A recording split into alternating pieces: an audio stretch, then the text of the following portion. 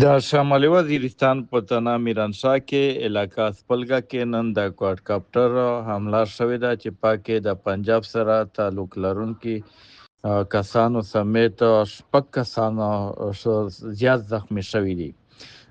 په مقابل دوی هسپتال ته یوړل شول، خو د کوادکاپټر تر اوسه پورې نه چېرته د مسله یا د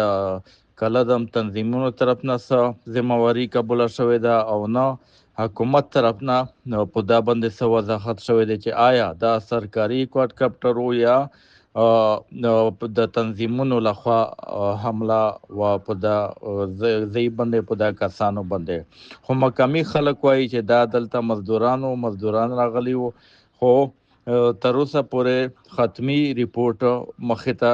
لا نه دی راغلی او پولیس وایي چې موږ تحقیقات شروع کړي دي چې تحقیقات ترلاسه شي نو موږ به تاسو سره شامل کو. واضحه ده وی چې د کوادکاپټر چونکې د 13 کال نه تقریبا د حملې کې ډېر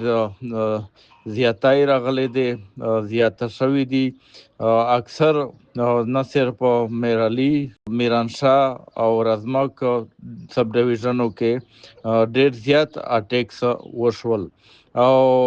چې کم تنظیمونه دي یا مقامي خلک دي دا زیاتره وایي چې دا سرکاري دي او سرکار وایي چې دا د مسلح تنظیمونو طرف نه دي. دا یو نوی هتیار دی چونکې دا وړوکی ډرون په شان یو الکترونیک سیز دی، نو دغه خپل بارودي مواد ورسره وړي او د دې مسله دا دی چې دغه صحیح ټارګټ نشي ویشتلی یا خو ټیکنیکل دغه سره ماهر ټیمونه نه وي چې د اصلي ټارګټ اچیو کی. نو د دې کې زیاتره ماشومان او زنانه بېګناه خلک زیات وژل کیږي چې د دې لپاره وقتاً فوقتاً ډېر زیات احتجاجي مظاهرې هم وشوې چې دا کوادکاپټر که پرایویټ دي که سرکاري دي، دا چې د کم لګیا دي کم خلک ورنه مړه جوړول کیږي دا هغه د نور بند کړی شي. د دغه الریډي موږ نور د بمي چاودنو نه د امریکایي ډرون اټیکس نه